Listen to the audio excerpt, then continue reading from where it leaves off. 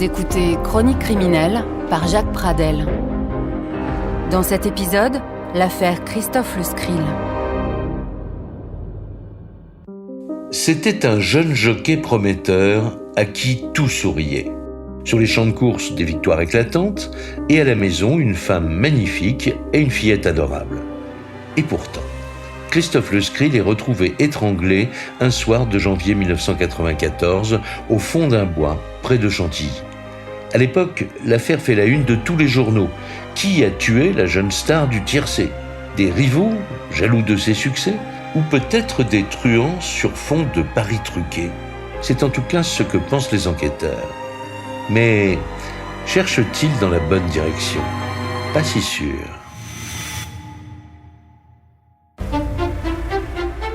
Chantilly, au nord de Paris, une ville tranquille et préservée, située au cœur d'un grand domaine forestier. Célèbre pour son château, son hippodrome et ses haras, le milieu hippique en a fait sa ville phare. C'est la capitale du cheval et des événements mondains. Il y a des courses régulièrement qui sont organisées sur place. Tous les gens qui viennent y assister sont en très belle tenue. Donc les hommes sont en costume, des fois avec chapeau et queue de pie. Céline Cortier, amie de Christophe Le Scrill. Et les femmes, elles, c'est le concours de l'élégance. Les jockeys sont là-bas un petit peu ce que seraient à Cannes les artistes de cinéma. Georges Charrière, journaliste au Courrier Picard. Des gens connus, appréciés, et puis il y a toute une vie autour des courses. Il y a les courses en elles-mêmes, il y a l'à côté course, il y a ce milieu, les cocktails, les expositions, les événements mondains. Donc c'est un milieu qui vit, un petit peu tout le monde se connaît. On vit un petit peu en autarcie finalement. Au début des années 90, dans le monde très disputé des jockeys, un jeune homme sort du lot. Il s'appelle Christophe Le Scrill. Il a 20 ans, et à Chantilly, il est considéré comme un crack des courses de galop. Comme tous les jockeys, il n'est pas grand, il est aussi pas lourd. C'est quelqu'un, c'est ce qu'on pourrait appeler un beau gosse. Le monde du cheval, c'est quelque chose qui le passionne. Il a rêvé toute sa vie d'être jockey et il a réussi. On lui prédit un avenir qui sera forcément glorieux. Il a déjà gagné plus de 150 courses. Stéphane Boucher, journaliste spécialiste des faits divers. Et tout le monde prédit que ça sera sans doute un des plus grands jockeys de sa génération dans les années suivantes. Christophe remporte d'abord des petits prix, puis en août 1990, il arrive en tête d'une compétition très réputée à Deauville, le Piaget d'Or. Une victoire qui le propulse parmi les meilleurs. À 50 mètres du poteau, avec Maria Checret qui l'emporte. Moi, je me rappelle quand il gagne le Piaget d'Or, voilà, c'est...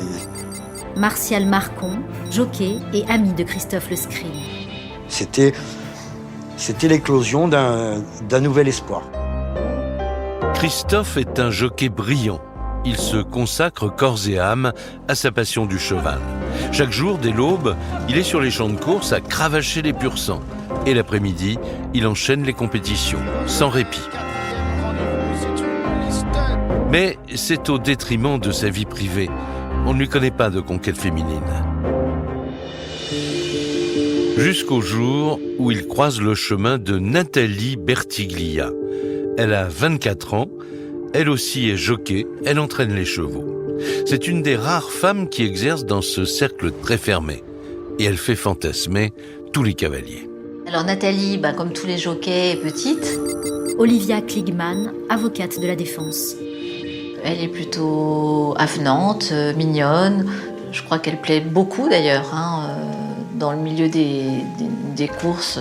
Jolie brune fille qu'on remarque en tout cas parce qu'elle est blonde, elle est plutôt en général apprêtée, maquillée. Et donc dans ce milieu qui est quand même très masculin des jockeys, des jeunes jockeys, c'est quelqu'un qu'on remarque.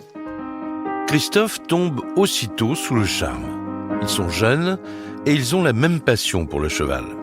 De l'hippodrome à la ville, ils ne se quittent plus et entre eux, tout va très vite. 3 mois après leur rencontre, ils se marient et réalisent un premier rêve. Ils achètent une maison dans le quartier chic de La Morlaix, près des champs de course. Ils s'entendent à merveille et tout leur réussit. Dans ce couple assez glamour, en fait, chacun a un peu trouvé sa place parce que lui se consacre à 100% à sa carrière, tandis que Nathalie, elle, qui est plutôt le contraire, en fait, qui aime beaucoup sortir, s'afficher, qui aime les réceptions, les soirées, elle s'occupe finalement des relations publiques du couple. Tout se passe très bien, ils sont très en vue. Ce qui manque à leur bonheur, c'est un enfant. Et Nathalie va donner un enfant à Christophe. Une petite fille qu'ils prénomment Mayerling. En apparence, un couple comblé, mais du côté de Nathalie, le malaise s'installe. À la différence de Christophe, elle accepte mal son rôle de parent. Lui est aux anges d'être papa. Ça devient un papa poule, c'est-à-dire que après il n'a plus que son travail en tête et rentrer retrouver sa fille et passer du temps avec sa fille. Et Nathalie, à côté de ça, perd sa place de première femme dans le cœur de Christophe. Elle va pas supporter de rester chez elle alors qu'elle est sur une lancée de sorties, de paillettes, de vie superficielle. Nathalie ne supporte pas de rester seule pour s'occuper de son bébé. Le soir, la vie mondaine de Chantilly, qu'elle apprécie tant, lui manque. Alors les conflits avec son mari deviennent fréquents. Le 5 janvier 1994, une nouvelle dispute éclate et le ton monte plus que d'habitude. Vers 23h, le jockey contacte les gendarmes de Chantilly. Christophe leur explique qu'il y a un problème avec son épouse qui est menaçante et il leur demande très clairement de venir. Elle l'importune et Gérard Durand, officier de gendarmerie.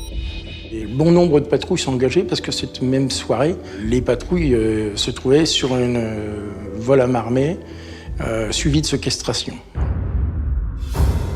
La priorité, c'est pas de régler un différend familial où, a priori, il n'y a pas de violence exercée. Donc le gendarme explique gentiment qu'ils ne peuvent pas venir pour l'instant. Les gendarmes ne sont pas disponibles. Alors Christophe appelle deux amies proches, Céline et Corinne. Elles dînent ensemble ce soir-là, à quelques kilomètres de chez lui. Il a besoin de leur aide pour calmer le jeu. Christophe nous a appelés en nous disant écoutez, j'en ai marre, agacé par la situation, en disant on a discuté, de toute façon ça mène à rien. Les gendarmes sont toujours pas là, ils veulent pas se déplacer. Et puis elle est montée dans la chambre de Mayerling, elle veut même pas la laisser dormir. Il est l'heure qu'elle laisse la petite dormir. Les deux amis conseillent à Christophe d'insister auprès de la gendarmerie. Il est maintenant 23h30, soit une demi-heure après son premier appel. Le jeune homme recontacte les gendarmes. Sa femme ne se calme pas. Cette fois-ci, une patrouille se déplace. Il ne lui faut que 15 minutes pour arriver. Mais une fois devant la maison, surprise. Dans la plupart des affaires de différends familiales, on entend des cris, des insultes, la vaisselle qui casse. Là, il n'y a pas un bruit. Donc ils s'approchent, ils vont sonner à la porte du pavillon. Pas de réponse. La maison est éclairée, les portes sont fermées. Il n'y a pas de traces extérieures douteuses. Un silence qui intrigue les gendarmes. Ils décident de faire le tour du propriétaire. À ce moment-là, une voiture arrive. Il s'agit de Céline et Corinne, les deux amies de Christophe. Inquiètes, elles ont préféré venir à son domicile. Il y a une lumière dans la cuisine, mais rien qui se passe. Pour nous, pas d'ombre, rien. Une deuxième voiture arrive, il s'agit de la maman de Nathalie de Screen. Madame Bertiglia est de retour d'un dîner. Elle habite chez le couple depuis plusieurs mois pour les aider à s'occuper de leur bébé d'1 an et demi. Elle a les clés, elle peut donc faire entrer les gendarmes dans le pavillon. Le couple n'est plus dans la maison, tout le monde est parti, le bébé aussi. Il n'y a pas de fauteuil renversé, il n'y a pas de tissu arraché, il n'y a pas... La maison est en ordre. On monte à l'étage, on va voir dans la chambre de Christophe et dans la chambre de la petite. Pas de désordre apparent non plus. La mère de Nathalie a une explication simple. Sa fille et son gendre ont dû sortir après leur dispute. et elle se veut rassurante.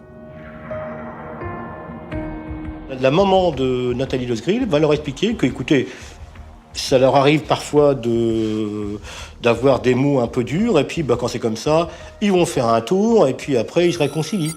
Georges Charrière, journaliste au Courrier Picard. Donc il n'y a aucune raison pour que les gendarmes s'inquiètent plus que ça. Donc effectivement, ils ont pu partir tous les deux pour discuter. Et qui preuve que le couple est ensemble, la petite, leur enfant, est avec eux aussi.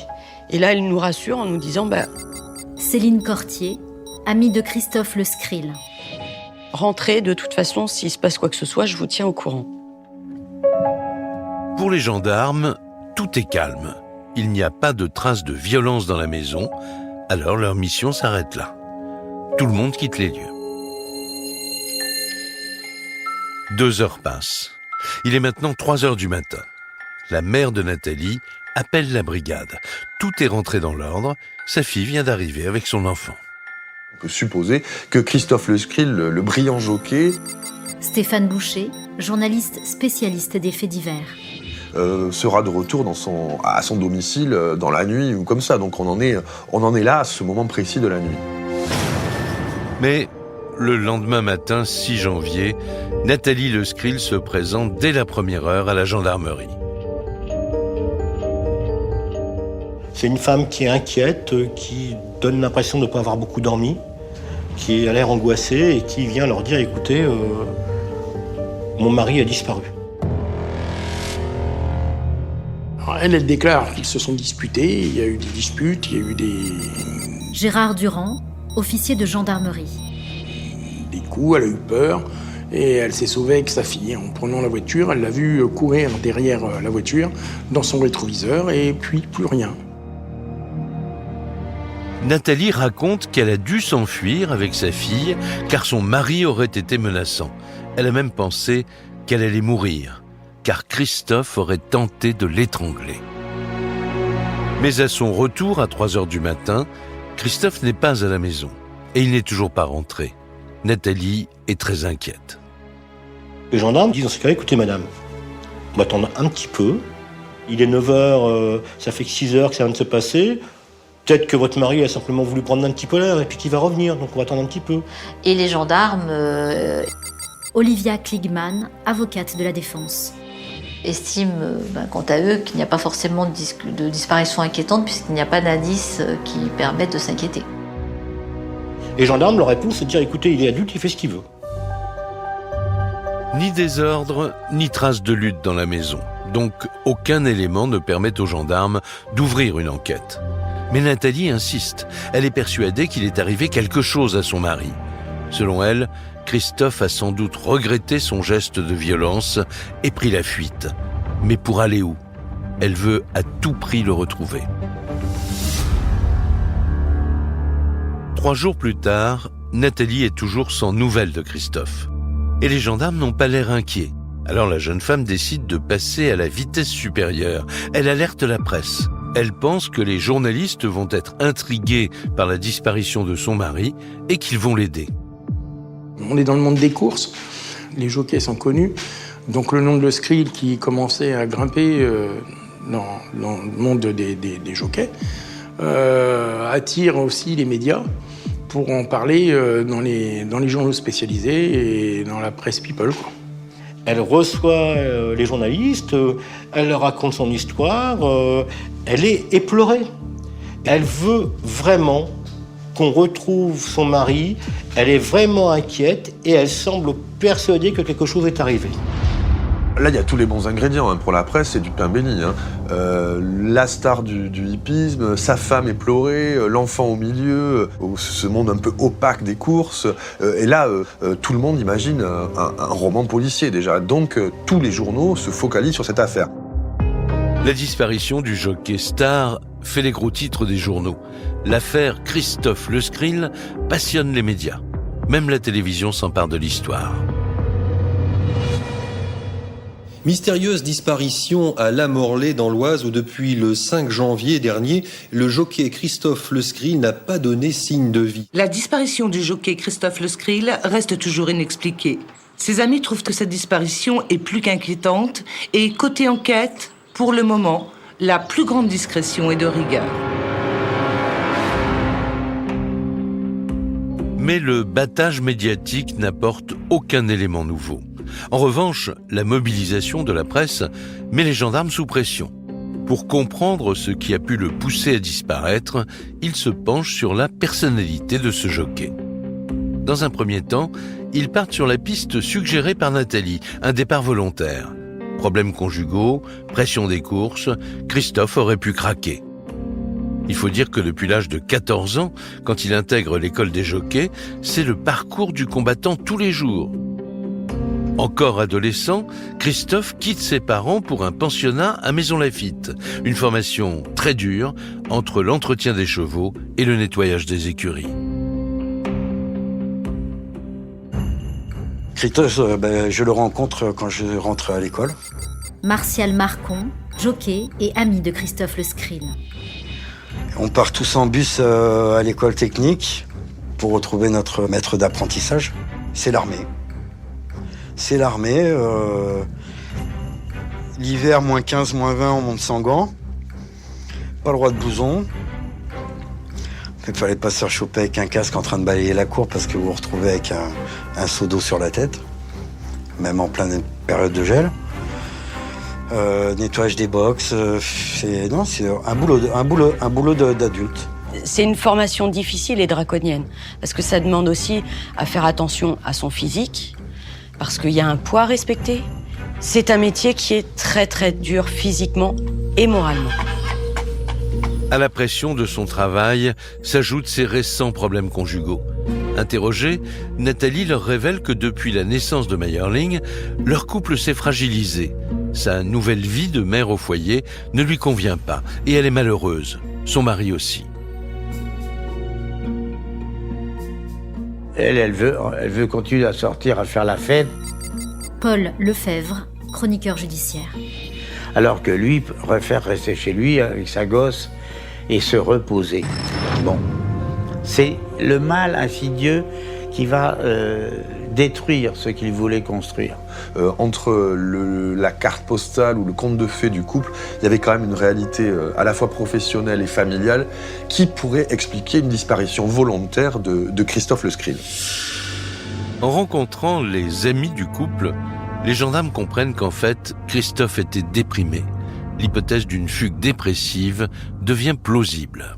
Alors on peut se poser la question, les gendarmes vont se la poser, c'est est-ce que Christophe finalement il va pas, comme on dit, péter les plombs ?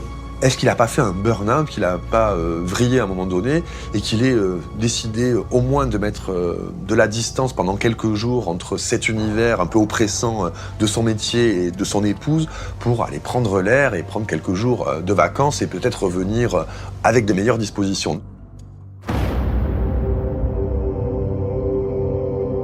Nathalie insiste. Selon elle, si son mari n'ose pas revenir, c'est parce qu'il doit culpabiliser après avoir tenté de l'étrangler. Nathalie, Le Skrill qui a raconté cette soirée, cette énième dispute qui dégénère. Stéphane Boucher, journaliste spécialiste des faits divers. Suggère le fait que peut-être que Christophe serait parti prendre du recul pour un peu se dédouaner de ce comportement. Tout indique que Christophe aurait pu vouloir fuir cette vie qui lui serait devenue insupportable. Mais en creusant un peu cette hypothèse, les gendarmes constatent que certains éléments ne collent pas avec la piste de la fugue. Il y a un élément qui est majeur. Georges Charrière, journaliste au Courrier Picard. Pour comprendre Christophe Le Skrill, c'est cette petite fille qui est au centre de sa vie. C'était pas un garçon abandonné. De toute façon, un garçon avec le parcours professionnel qu'il avait par l'école où on est passé, c'est pas quelqu'un qui abandonne. Il n'y a personne du monde des courses qui a cru à la fugue. Personne. Les gendarmes ont encore des doutes. Mais en poursuivant leurs investigations, ils découvrent de nouveaux détails qui ferment la piste d'une disparition volontaire. On est en plein hiver, en plein hiver il fait froid, on va prendre son manteau, on va prendre, si on a une carte des moyens de paiement, on va les prendre, une carte bancaire, tout bêtement une brosse à dents. Donc les investigations permettent de dire qu'il n'a pas d'argent. Gérard Durand, officier de gendarmerie. Il a laissé sa voiture, aucun papier, aucun document d'identité, pas de vêtements. Et là, tous ces éléments-là, les gendarmes, ils savent qu'ils sont restés dans la maison. Ça n'a pas disparu. Partir sans vêtements et sans argent pour une journée, les gendarmes peuvent le concevoir. Mais cela fait maintenant 1 semaine que Christophe a disparu. Alors pour tenter de le localiser, ils passent au crible ses comptes bancaires à l'affût d'un achat ou d'un retrait d'argent. Et là, surprise. Il n'y a aucun mouvement sur la carte bancaire. Un homme qui disparaît comme ça, sans avoir besoin d'argent, sans faire bouger sa carte, c'est quelque chose de très inquiétant pour les enquêteurs. Et là, s'allume cette petite lumière qui fait que on commence à se poser des questions. C'est-à-dire que, au bout d'un moment, on s'est dit, mais où est ce garçon ? Cela fait 7 jours que Christophe a disparu. Pour les enquêteurs, l'affaire prend maintenant une dimension inquiétante. S'il n'a pas fugué, il faut envisager d'autres pistes. Mais lesquelles ?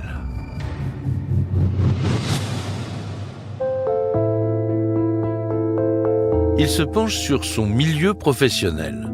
Et là, l'enquête se complique, car les courses, c'est un monde à part où règne parfois une certaine omerta. Le monde des courses, et en particulier des jockeys, est un monde un peu particulier. Paul Lefebvre, chroniqueur judiciaire. Chacun a ses propres affaires et il n'en parle pas aux autres, etc., etc. Il y a une sorte de loi du silence. C'est un milieu qui est très fermé, malgré la population très importante dans le milieu des courses du secteur de Chantilly, qui est très fermé. Et dans cet univers impitoyable, il existe des enjeux financiers importants, parfois à l'origine de tricheries. C'est le royaume des paris, avec des gains qui font tourner la tête. Et des courses arrangées, ça s'est déjà vu. Et si Christophe avait été victime de bookmakers peu scrupuleux ? Le truc classique dans les courses, c'est les courses truquées. On peut payer le favori pour qu'il aille moins vite et qu'il fasse gagner ce qu'on appelle un tocard, qui va être à une cote très très élevée. Et donc, ce qui permet de gagner beaucoup d'argent, parce que si on met beaucoup d'argent sur un tocard, la bascule est quand même énorme. Et on a déjà eu d'exemples de jockeys qui ont été pris la main dans le sac pour avoir triché ou pour avoir retenu ses chevaux. Est-ce que Christophe Le Sgril, moyennant finance, aurait accepté de ralentir un cheval pour qu'un autre gagne? On va regarder là-dessus. Pour les enquêteurs, un scénario se dessine. Christophe aurait pu être mêlé de gré ou de force à une affaire de course truquée. A-t-il été victime d'une entourloupe quelconque? Ou est-il à l'origine d'une entourloupe quelconque? On peut imaginer que Christophe Le Sgril aurait pu être enlevé dans le cadre de pression. Donc les gendarmes enquêtent pour savoir s'il n'y avait pas eu une approche ou quelque chose de ce genre-là dans les jours qui ont précédé sa mystérieuse disparition. Ils auditionnent tour à tour les collègues jockeys de Christophe, mais aucun d'entre eux n'a entendu parler de la moindre tricherie à propos de leurs camarades.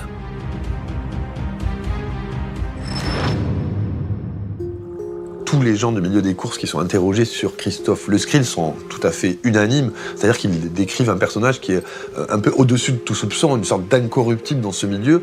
Et donc on ne peut pas imaginer que Christophe ait succombé à la tentation et pu accepter des pots de vin pour truquer une course. Donc aucun élément laisse à penser qu'il aurait pu participer à des malversations. En clair, aucune trace de versement suspect. Les gendarmes continuent leurs investigations, mais après quelques jours d'enquête, rien ne permet d'affirmer que Christophe ait été mêlé à une quelconque escroquerie.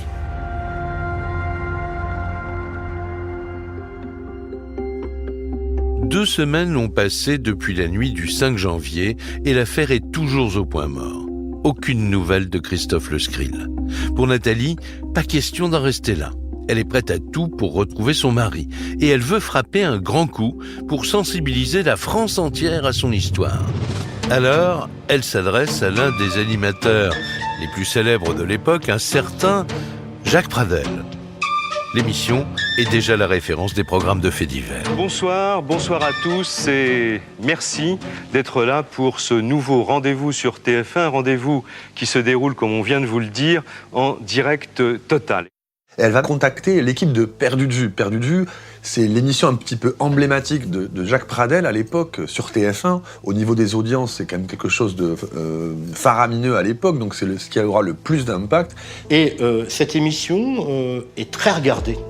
Elle a un taux de réussite assez important, parce que l'idée, c'est justement de retrouver des gens qui ont disparu ou d'apporter une solution à une disparition. C'est pour Nathalie le dernier espoir de retrouver l'homme qu'elle aime. L'équipe de journalistes commence une enquête minutieuse pour préparer l'émission, mais au bout de quelques semaines, ils abandonnent l'affaire. Les gendarmes, à ce moment-là, sans rentrer dans le détail de leur enquête, déconseillent fortement aux équipes de Pradel de traiter le sujet dans leur émission. Stéphane Boucher, journaliste spécialiste des faits divers. Et donc, ayant un peu tâté le terrain, les journalistes de TF1 renoncent à faire un sujet à ce moment-là. Cette nouvelle assomme Nathalie. Elle veut à tout prix savoir où est son mari. C'est pour cela qu'elle a mobilisé la presse. Avec le refus de Perdu de vue, une occasion rêvée de retrouver Christophe tombe à l'eau. Surtout qu'à sa connaissance, l'enquête ne progresse pas. Mais ce qu'elle ignore, c'est que les enquêteurs ont continué leurs investigations. 15 jours après la disparition, ils recueillent un témoignage clé, celui d'une jeune femme qui voulait rester discrète. Ces déclarations vont donner un nouvel éclairage à l'affaire. Les gendarmes vont découvrir que depuis 6 mois, Christophe Le Scril entretenait une nouvelle liaison avec une jeune femme dont il paraissait tout à fait éprise.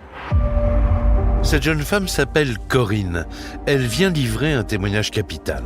Elle raconte qu'en fait, Christophe et Nathalie seraient séparés depuis 8 mois. Et ce n'est pas tout. Corinne révèle aux gendarmes qu'elle a une liaison avec le jockey. Nathalie Le Scril avait quitté le domicile conjugal depuis plusieurs mois et donc la situation du couple était peut-être encore plus compromise que voulait bien l'avouer Nathalie Le Scril. Ça nous fait penser qu'il y a quelque chose qui colle pas quand même. Gérard Durand, officier de gendarmerie. Ça nous surprend énormément. Donc les gendarmes vont découvrir que Nathalie Le Scril leur a menti.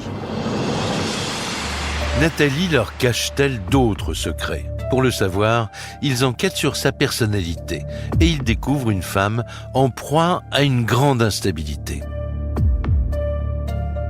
Là, Nathalie, qui aime Christophe incontestablement, va faire une forme de dépression. Olivia Kligman, avocate de la défense. Et c'est dans cet instant-là, à ce moment-là, qu'elle va commencer à perdre Christophe. Qui lui va rester à la maison pour garder Maya, qui va faire le papa poule à la maison, alors qu'il a quand même sa carrière à faire. Elle aussi, elle aime sa fille, mais le problème c'est que la présence de cet enfant... Georges Charrière, journaliste au Courrier Picard. Fait que Nathalie, maintenant les soirées mondaines, les cocktails, les boîtes de nuit, huppées de chantilly, c'est fini. Et elle supporte difficilement. La fille fragile qu'elle est va ressortir, va ressurgir et elle va faire 2 tentatives de suicide, se retrouver à l'hôpital et elle va se retrouver vraiment très très seule. C'est à ce moment-là, 1 an avant la disparition de Christophe, que le couple explose. Nathalie quitte le foyer familial. Elle abandonne son mari et la petite Mayerling âgée de 8 mois. À la suite de cette rupture, Christophe rencontre Corinne et il semble désormais très épanoui avec elle. Les gendarmes se demandent alors si Nathalie ne serait pas devenue jalouse de cette nouvelle relation. Malgré son statut de femme abandonnée, de femme éplorée, les enquêteurs là se disent est-ce que c'est pas le cœur de l'histoire, Nathalie ? Ils lancent une enquête de voisinage sur Nathalie et entendent ses proches dans le monde des courses. Et ils s'aperçoivent que la jeune femme fait beaucoup parler d'elle dans ce petit milieu. Dans cet univers des courses, Nathalie a une réputation, une drôle de réputation. Ils vont apprendre que depuis un temps certain, Nathalie Lesgrill a des relations multiples et variées dans le monde des courses avec des collègues, notamment de Christophe Lesgrill. Les enquêteurs vont de surprise en surprise. Nathalie était infidèle, et cela bien avant la rupture. Elle trompe Christophe avec ses collègues et ne s'en cache pas. Nathalie, elle est un peu volage en fait. Martial Marcon, jockey et ami de Christophe Lesgrill. Elle aime bien être le centre des conversations, le centre du monde en fait. Elle est connue quand même pour avoir eu des aventures avec beaucoup de personnes dans le milieu des courses. Céline Cortier, amie de Christophe Lesgrill. Donc on sait que c'est une femme facile. Et elle se perd dans cette vie-là. Évidemment, elle se fait courtiser, elle se fait inviter, et les boîtes de nuit, et les soirées. Visiblement, dans ce qui se raconte parmi ces jeunes jockeys, c'est qu'il y en a très peu qui ne sont pas passés dans son lit, en fait, et qui n'ont pas succombé au charme de la flamboyante Nathalie. Les gendarmes découvrent un nouveau visage de Nathalie. Elle collectionne les amants. Et en poursuivant leurs investigations, ils vont mettre au jour une face bien plus sombre de sa personnalité.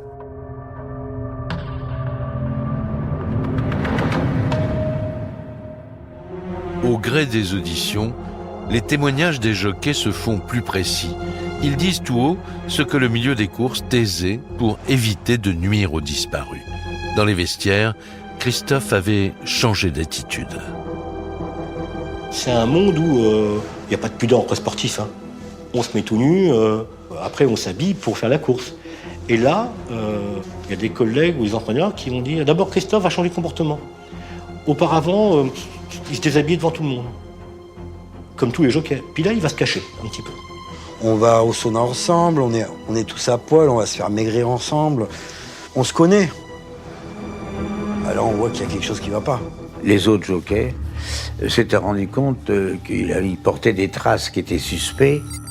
Paul Lefebvre, chroniqueur judiciaire. Il a été visiblement battu, d'une certaine manière, battu. Pour les enquêteurs, ces témoignages font l'effet d'une bombe. Christophe, le brillant jockey, serait un homme battu. Il subirait des violences répétées depuis des mois. Et les témoins sont unanimes, Nathalie serait l'auteur des coups. Ah, on parle d'échymose, là, on parle plus de bleu, là, on parle d'échymose, On parle de coups violents. Et peu à peu, ces confidences-là, venant de gens qui ont été témoins, on trouve une femme qui est méchante. Méchante, elle bat. Ce qu'on découvre, c'est que véritablement, il vivait dans un climat de peur, pour ne pas dire de terreur, des agissements de sa femme. Christophe subissait les coups de Nathalie et il n'aurait pas été le seul dans ce cas-là. Martial, lui aussi jockey et ami de Christophe, a partagé la vie de Nathalie quelques années plus tôt. Il confirme aux enquêteurs le caractère violent de la femme de Christophe. Ah oui, elle m'abat, oui. Ça devient difficile, oui, quand on se rend compte qu'on est avec une fille qui est violente, qui vous bat. C'était plus possible, je pouvais plus puisque ça atteignait un degré de violence où pour moi c'était pas acceptable. C'est pas la Nathalie que moi je connais. C'est pas la Nathalie Lesgrill violente, ni désagréable, ni méchante. C'est extrêmement facile de dépeindre un personnage aussi noir possible. C'est pas la Nathalie que je connais. Plus l'enquête avance, et plus le portrait de la jeune femme s'assombrit. En consultant leurs archives, les gendarmes retrouvent la trace de violences conjugales. Le 28 septembre 1993, un an et demi avant sa disparition, Christophe s'était déjà rendu à la brigade pour se plaindre de Nathalie. Christophe est venu à la gendarmerie. Gérard Durand, officier de gendarmerie. Pour des violences conjugales, donc son épouse l'a frappé au visage avec une poignée de porte lors d'une dispute à domicile. Il a eu le nez fracturé. Tout ce qui est recueilli par les gendarmes. Stéphane Boucher, journaliste spécialiste des faits divers.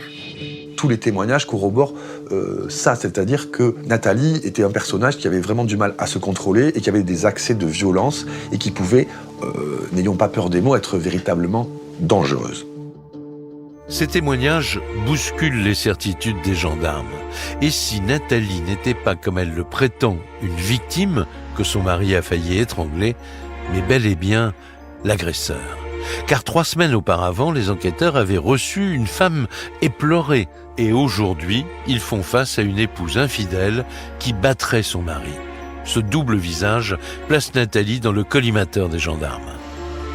Au départ, elle se dépeint comme une victime, une femme qui s'est enfuie pour se protéger sa fille. Et puis on se rend compte avec les confidences des jockeys que finalement, c'est elle qui bat et c'est lui qui est la victime.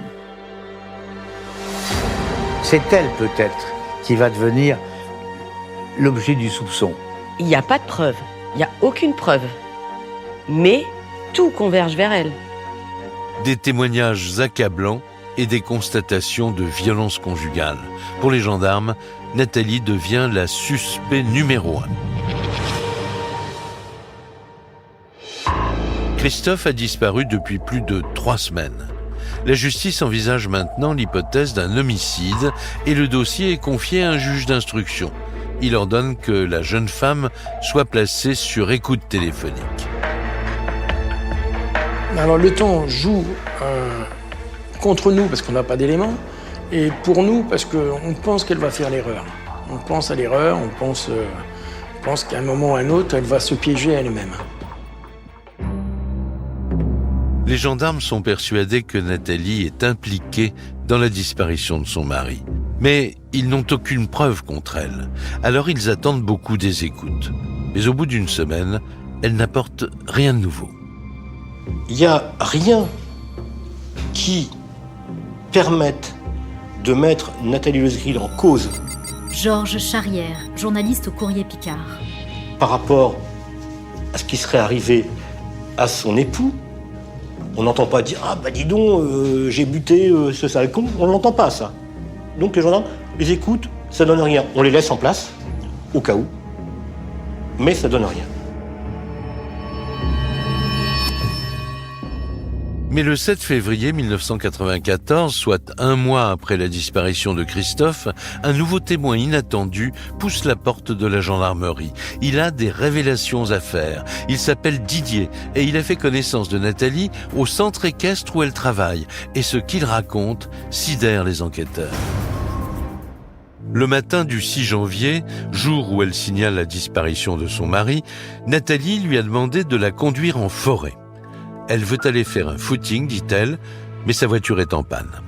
Il dit, écoutez, le lendemain du jour où Nathalie a indiqué que son mari avait disparu, elle m'a appelé. Elle m'a dit, j'ai envie d'aller courir, j'ai pas de moyen de locomotion, est-ce que tu peux m'emmener courir dans un bois que je connais. Elle vous a expliqué pourquoi elle voulait aller à tel endroit particulier? Non, elle m'a juste dit qu'elle voulait aller là. À la demande de la jeune femme, il s'engouffre dans le bois Saint-Michel, à 15 km du domicile du couple. Le témoin raconte que Nathalie semble très perturbée. Et elle sort de la voiture un peu dans un état second, elle se met à courir et elle disparaît dans les sous-bois en fait. J'ai attendu, je la vois revenir courant dans les flaques et ainsi de suite. Et elle est énervée, elle dit on me poursuit, il y a des gens, vite, on se sauve. Bon, il regarde évidemment et il ne voit personne qui arrive derrière Nathalie, donc il trouve ça un petit peu surprenant, mais finalement il s'exécute et il quitte les lieux. Puis il la ramène à son domicile et n'aura plus de nouvelles d'elle. Sauf dans la presse, bien sûr, où Nathalie se répand, ce qui le pousse à venir raconter aux gendarmes son étrange comportement ce matin-là. Donc les gendarmes ont tiré cette ficelle et vont évidemment se rendre à cet endroit. Est-ce qu'il n'y aurait pas quelque chose de caché ou un indice ou un élément qui pourrait avoir été dissimulé par Nathalie Lesgril ou quelqu'un d'autre à cet endroit précis? Et ça, les gendarmes, ils trouvent là l'élément qui leur manquait. Ce qui va faire basculer l'enquête. C'est un véritable tournant. Les gendarmes ont enfin une première piste concrète. Elle pourrait les mener à Christophe. une patrouille se rend sur place pour fouiller les lieux. Les gendarmes, ils ont les chiens, ils sont habitués à faire ce genre de ratissage.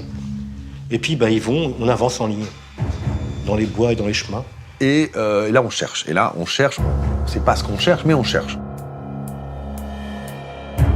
Puis à un moment donné, il y a un tas de bois. Le chien, il s'arrête, il marque.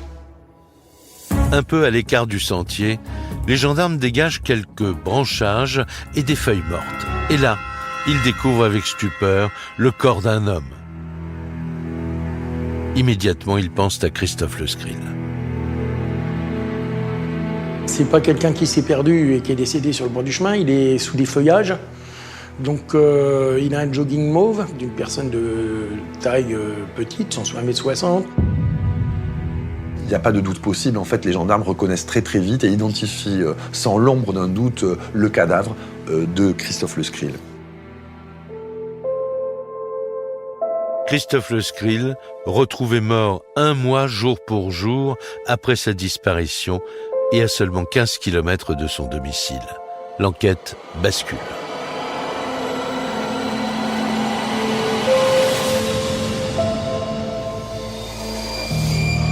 Aussitôt, la brigade de Chantilly quadrille la scène et attend la police scientifique.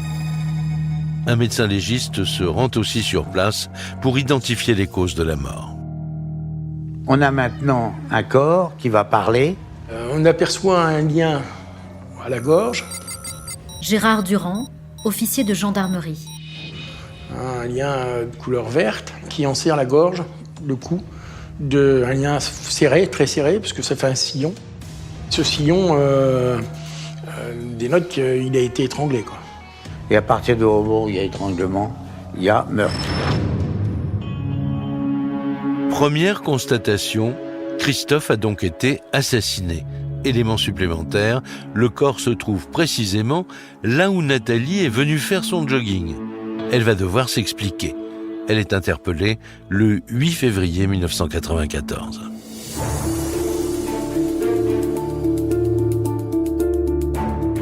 Les enquêteurs placent Nathalie Le Scrill en garde à vue. Mais comment la faire craquer ? Ils mettent au point une stratégie pour tenter de la déstabiliser.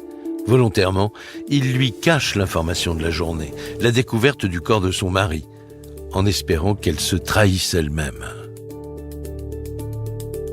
En fait, ce qu'ils veulent, c'est la faire craquer. Mais Nathalie, c'est quelqu'un d'assez solide et elle n'est pas du genre à craquer. Donc les premiers interrogatoires, elle ne se démonte pas, elle est droite dans ses bottes et elle tient tête de manière assez solide aux enquêteurs. Elle est très forte. Hein. Paul Weisbusch, avocat général. On n'arrive pas à la coincer. Elle ne se compromet jamais. Hein. Devant les gendarmes, Nathalie n'en démord pas. Elle soutient avoir quitté la maison avec sa fille après les violences de son mari. Et depuis cette nuit-là, elle est sans nouvelles de lui. Jusqu'à 4 heures du matin, elle ne change pas de version. Alors les gendarmes vont la pousser dans ses retranchements. Lorsqu'ils revoient Nathalie, à ce moment-là, ils lui disent « Bon, ce que vous nous avez raconté hier, vous êtes sûr que c'est vrai, que c'est la bonne version ?» Paul Lefebvre, chroniqueur judiciaire. Parce que nous, on en a une autre. Ah oui ? Eh bien oui, on a trouvé un corps, le corps de votre mari. Et où ? Eh bien, à l'endroit où vous vous êtes arrêté avec le monsieur qui vous a prêté sa voiture. Et là, elle change radicalement d'attitude devant les enquêteurs. Elle est forcée d'avouer, elle va s'écrouler là. Elle passe aux aveux complets. Stéphane Boucher, journaliste spécialiste des faits divers. C'est-à-dire qu'elle reconnaît avoir elle-même donné la mort à son mari Christophe Le Scrill. Selon elle, voici ce qui se serait passé la nuit du drame. Elle affirme que c'est une dispute qui aurait mal tourné, car ce soir-là, elle déclare être venue rejoindre Christophe pour tenter de le reconquérir. Elle se fait belle, elle est persuadée que ce soir-là, elle va le reconquérir, elle est persuadée que tout va revenir comme avant et que tous les derniers mois qui se sont passés ne seront plus qu'un vieux souvenir. Olivia Kligman, avocate de Nathalie Lescrine. Mais cette soirée ne va pas du tout se passer comme elle l'a prévu. Le ton commence un peu à monter lorsque la petite se met à pleurer. Georges Charrière, journaliste au Courrier Picard. Que Nathalie Lescrine veut la prendre dans ses bras et Christophe dit non. Elle t'a pas vu depuis longtemps, t'es parti, t'étais plus là. Non, quoi. Non, c'est pas comme ça, ça se passe. À un moment donné, Nathalie Lescrine dit à son mari « Et si je te disais que je reviens ?» Et là, Christophe lui dit « Mais c'est hors de question, c'est fini maintenant entre nous. » Ils sont seuls, en tête à tête, car la mère de Nathalie est sortie pour la soirée. C'est à ce moment-là que Christophe appelle les gendarmes pour la première fois. Mais la patrouille ne se déplace pas et la dispute repart de plus belle. Elle l'a poussée à bout, il a essayé de la bousculer et la violence entrait dans la violence. D'après Nathalie, Christophe serait alors devenu menaçant, sous le coup de la colère. Il aurait même tenté de la tuer. Lui, visiblement, voulait, d'après son récit, l'étrangler avec une ceinture de robe de chambre. Et à un moment donné, pendant cette altercation, le téléphone sonne au rez-de-chaussée. Là, ils sont à l'étage. Et donc, d'après ce que raconte Nathalie, Christophe avait cette ceinture autour du cou et dévale l'escalier. C'est là qu'elle l'aurait déséquilibré dans l'escalier, qu'il aurait chuté et qu'il aurait atterri plus ou moins inconscient au bas de l'escalier et que là, dans un geste un peu désespéré, elle se serait approchée de lui. Et pour pas qu'il se venge sur elle, elle dit « J'ai fait un nœud autour du cou ».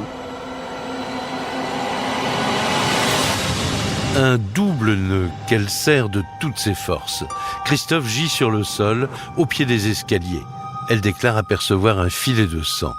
Il ne respire plus. Nathalie sait qu'elle a peu de temps avant l'arrivée des gendarmes. Alors, affolée, elle remet la maison en ordre. Mais reste le plus difficile, faire disparaître le corps. Elle imagine un scénario glaçant. Il est presque minuit. Elle va prendre le corps de Christophe Lescrine, elle va le porter jusqu'à sa voiture à elle, elle va ouvrir la porte avant droite, la porte passager. Elle charge le corps tête bêche sur le siège passager dans sa voiture, c'est-à-dire qu'il y a les pieds qui dépassent et la tête en bas. Et détail hallucinant, c'est qu'elle n'a pas de siège auto, elle prend sa fille de 18 mois, de 1 an et demi, sur ses genoux, avec son mari qui est mort tête bêche sur le siège passager, et qu'elle part dans la nuit. Mais pour aller où?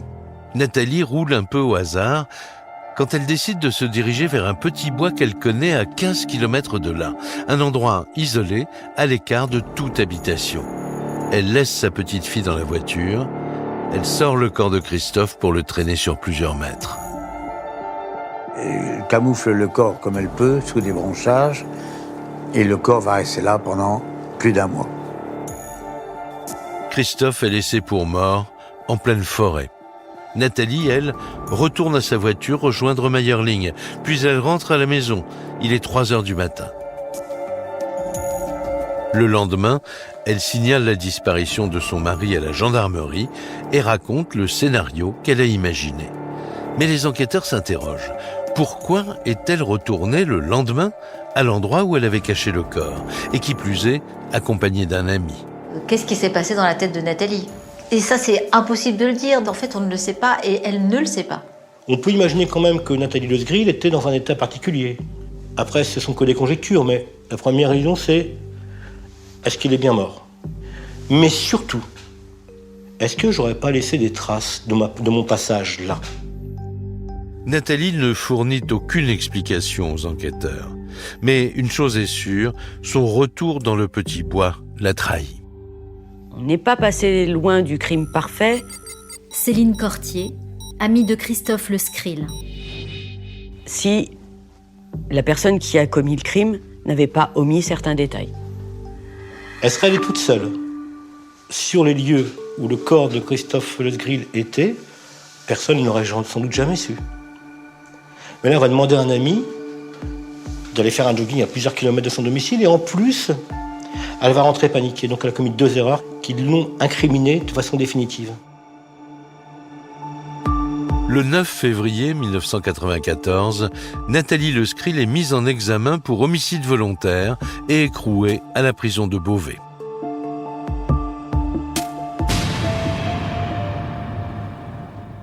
Pour Céline, l'une des meilleures amies de Christophe, l'arrestation de Nathalie et surtout la mort de son amie la bouleverse. C'est l'effondrement, là.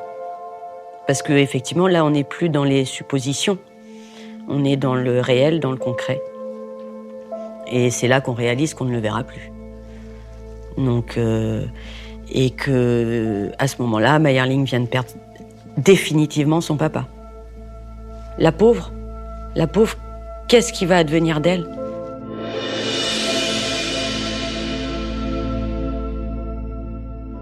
Près de 3 ans plus tard, le 20 novembre 1996, son procès s'ouvre à la cour d'assises de Beauvais. Il s'annonce passionné, car pour l'accusation, Nathalie est une criminelle machiavélique, alors que pour la défense, c'est une amoureuse et conduite meurtrière par passion. Elle peut aller jusqu'à l'acquittement, hein. Si c'est vraiment un crime passionnel et que vous avez été provoqué, ou obtenir de très larges circonstances atténuantes. Paul Weisbusch, avocat général. On prend en considération tous ces éléments de la passion, mais j'ai acquis, moi, c'est ma certitude que c'était bel et bien un acte prémédité, réfléchi, conduit et maîtrisé de manière implacable. Ce procès d'assises tant attendu. Stéphane Boucher, journaliste spécialiste des faits divers. Sera l'heure de vérité dans cette affaire, parce que tout le monde veut voir le visage de la scandaleuse, de la manipulatrice. C'est un peu le diable en jupon qui se présente dans le box des accusés. Nathalie Lescril est jugée pour meurtre. Mais tout va se jouer sur les circonstances du drame. Si elle convainc les jurés qu'elle a tué par passion, elle risque moins de 10 ans. Mais si elle apparaît comme une meurtrière déterminée, elle encourt 30 ans. L'ambiance est particulièrement tendue, surtout lorsque la cour s'intéresse à la manière dont Nathalie a tué son mari. Elle l'a étranglé en prenant soin de faire un double nœud. Le fait de serrer ces plusieurs minutes, pendant plusieurs minutes... Paul Lefebvre, chroniqueur judiciaire. Elle a voulu tuer. Elle avait suffisamment de haine pour avoir envie de tuer pendant plusieurs minutes. Voilà. Bon là, c'est pas pour la colère, hein, c'est pour tuer. C'est ce qu'on appelle l'animus necandi, la volonté de tuer. C'est tout sauf un crime passionnel, c'est un crime de la haine. Pour moi, il y a quelque chose d'une possession diabolique. Parce que c'est trop bien fait, si vous voulez. Elle est inspirée par un génie, mais le génie du mal. Donc le portrait qui surgit de ce procès d'assises, c'est celui d'une femme diabolique qui est sans foi ni loi et qui pour assouvir tous ses désirs est capable d'absolument tout. Un réquisitoire qui fait sortir Nathalie de ses gonds. À l'audience, elle crie qu'elle aimait Christophe plus que tout. Elle réalise qu'elle le perd et qu'il faut à tout prix le reconquérir. Olivia Kligman, avocate de Nathalie Lescril. Si elle veut le reconquérir, c'est qu'elle veut qu'il vive. Elle n'est pas venue en voulant tuer son mari. Elle est venue pour essayer de tenter la dernière chance, je reviens avec toi. Comme ça s'est mal passé, comme le ton est monté, elle l'a tué. Donc il n'y a pas de préméditation, ça c'est sûr et certain. Ce sera aux jurés de décider.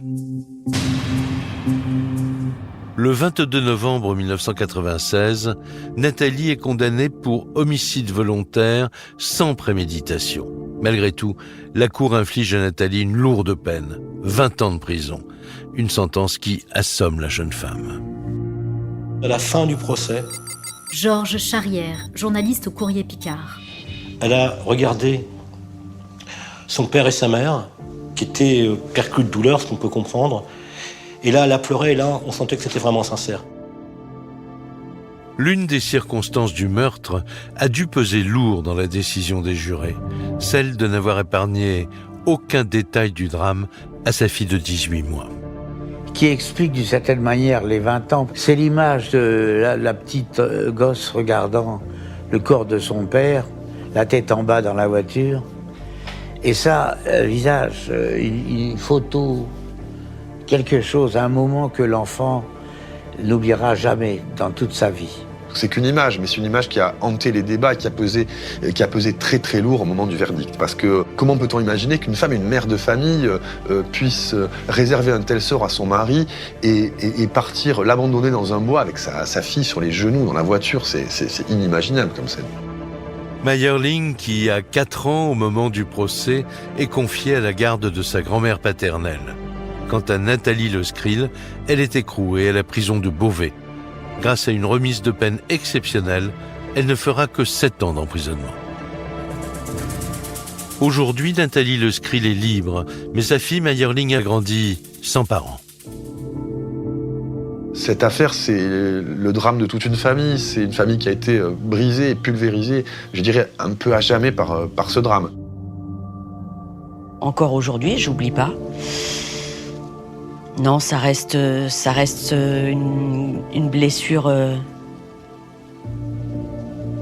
une plaie ouverte.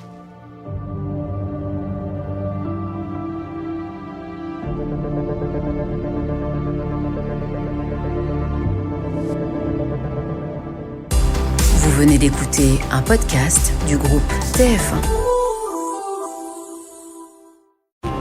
Crime passionnel, disparitions inquiétantes ou machinations diaboliques, percer les secrets des faits divers les plus marquants et plonger au cœur des affaires les plus étonnantes de l'histoire judiciaire. La découverte de la vérité ne tient parfois qu'à un fil. Bienvenue dans Chronique criminelle. Dans cet épisode, l'affaire Nadia Twill. 30 décembre 2012, dans une rue de Bondy, en région parisienne. Au petit matin, des passants découvrent avec horreur une femme gisant dans une mare de sang. Défigurée, avec d'énormes plaies sur le crâne, elle semble morte. Pourtant, elle respire encore. Nadia Twill, c'est son nom, s'accroche à la vie. De leur côté, les enquêteurs sont perplexes. Plus ils interrogent l'entourage de cette mère de famille, plus ils se rendent compte que les suspects sont nombreux. Alors, était-elle simplement au mauvais endroit au mauvais moment ? Ou bien cette agression est-elle plus personnelle ? La réponse dans ce nouveau podcast de Chronique criminelle.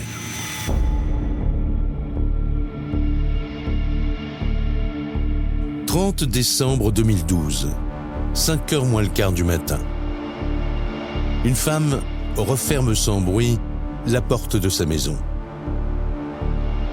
C'est un dimanche, et à cette heure de la nuit, les rues sont désertes.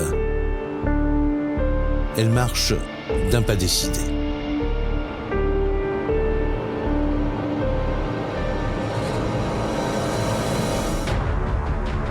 « 5h07, soit 18 minutes plus tard, dans une rue isolée, un riverain entend des plaintes et des gémissements sous ses fenêtres.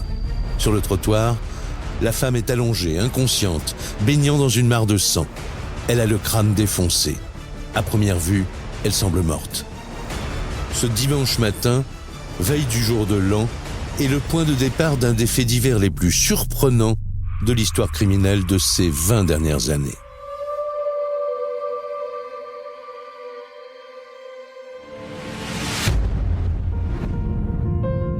Nous sommes à 18 km de Paris, dans la zone pavillonnaire de Bondy. C'est ici que vivent Nadia et son mari, Ménoir, mariés depuis 30 ans, ainsi que leurs 3 enfants. Le quartier où vit la famille Twill, c'est plutôt un quartier résidentiel. Virginie Marquez, avocate des parties civiles. Une maison tranquille, avec un voisinage tranquille, calme. C'est pas la cité, ce sont pas les beaux quartiers non plus. Frédéric Beaufils, avocat de la défense. C'est un petit pavillon de banlieue parisienne. Vu de l'extérieur, cette famille est normale. Il y a un père, une mère, 3 enfants. Ce sont des gens qui sont en apparence sans histoire particulière, qui entretiennent des relations normales avec le voisinage. Dans le quartier, c'est les gens qui font pas de bruit, quoi. Chez les Twill, le pilier s'appelle Nadia. Elle a 53 ans, Et c'est la mère de famille. Une femme exemplaire qui ne ménage pas sa peine pour assurer le confort de son foyer. Chaque matin, avant le lever du jour, Nadia quitte sans bruit la maison alors que tout le monde dort encore. Elle est la seule à travailler alors qu'ils sont 4 à la maison. Les enfants sont scolarisés. Monsieur est à la maison, mais parce qu'effectivement, il a déjà un âge avancé, il a travaillé. Ça fait quand même 30 ans, alors qu'elle n'est pas loin de la retraite, qu'elle se lève tous les matins à 5 heures pour tenir la caisse d'un supermarché. Stéphane Manka, journaliste spécialiste des faits divers. Elle a même comme principe, depuis quelques années, finalement, de ne plus dormir dans le lit conjugal, mais dans la cuisine, pour ne pas finalement déranger la vie des autres. Donc c'est quelqu'un de courageux, c'est quelqu'un qui veut que les choses se passent bien. Frédéric Guimelchin, avocat des parties civiles. Que ses enfants aient ce dont ils ont besoin. C'est une mère aimante. Depuis 30 ans, elle partage son existence avec Ménoir, 66 ans, un homme dynamique et très agréable selon son entourage. Il est sympathique parce qu'il est très abordable, on peut discuter de tout avec lui. Salim El Eitaremi, avocat de la défense. Il est même marrant, il est plutôt simple. Et alors il se promène en vélo aussi. C'est un type sympa. Il a des occupations, le jardin, il entretient la maison, il répare à droite à gauche un petit peu tout ce qui peut être défectueux. Et puis c'est quelqu'un qui fait beaucoup de sport, qui s'entretient énormément. Ménoir est un jeune retraité comblé, car il s'est très bien débrouillé dans sa vie professionnelle. C'est un ancien carrossier automobile qui finalement a réussi à avoir un peu d'argent à un moment donné et s'est mis à faire de l'immobilier. Et il a toujours fait de très bonnes affaires immobilières. Donc c'est quelqu'un qui a toujours été un peu à l'abri de l'argent. Une famille tranquille donc, sans problème particulier, jusqu'à cette veille de jour de l'an 2013 où son destin bascule.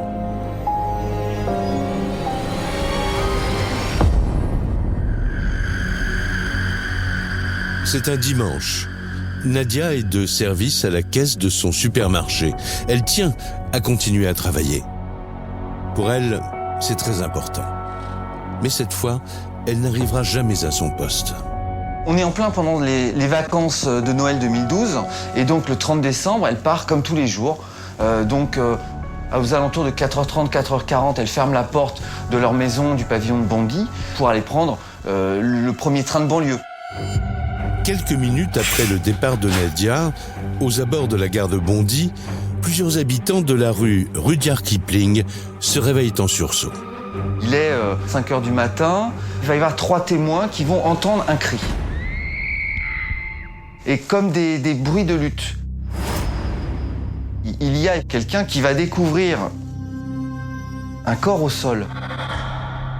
Bon, il y a du sang, il s'est passé quelque chose d'extrêmement grave, c'est évident. Cette femme qui vient de hurler dans la nuit, c'est Nadia, la pauvre mère de famille, gîte inanimée sur le sol. Elle est comme morte. Elle baigne dans son sang. C'est quelqu'un qui a été violemment agressé, manifestement avec une arme, peut-être une batte de baseball, une hache ou voilà, quelque chose qui a occasionné de graves blessures, au point que physiquement, effectivement, au niveau du visage, on se posait la question de savoir si c'était un homme ou une femme. C'était des coups extrêmement violents. Sylvie Pence, avocat général. Portés sur la tête, des coups destinés à tuer. Le passant qui la découvre ose à peine s'approcher de ce qui semble être un cadavre.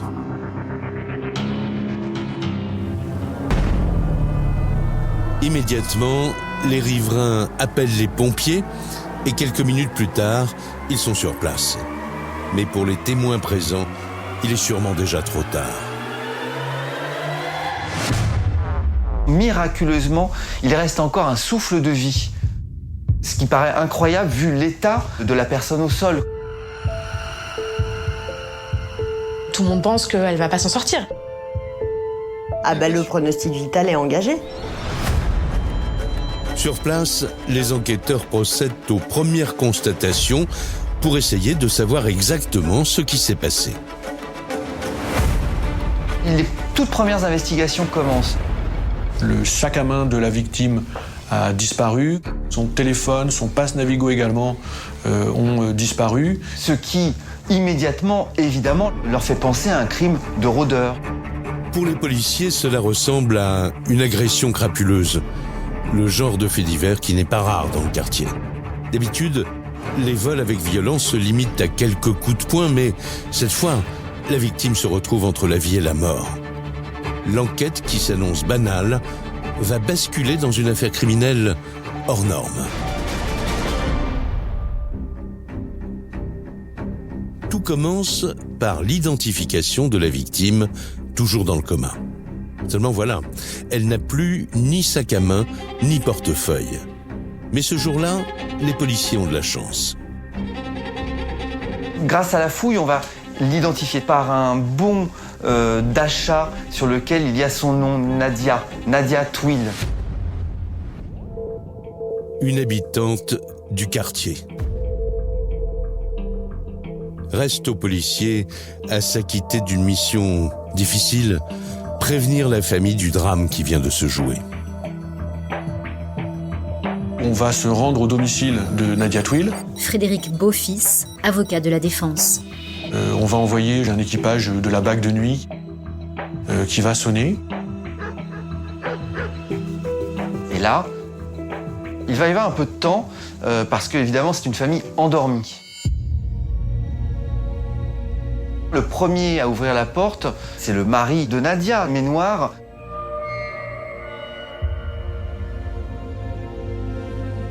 On va lui expliquer que c'est la police, qu'il s'est passé quelque chose, que son épouse a été agressée.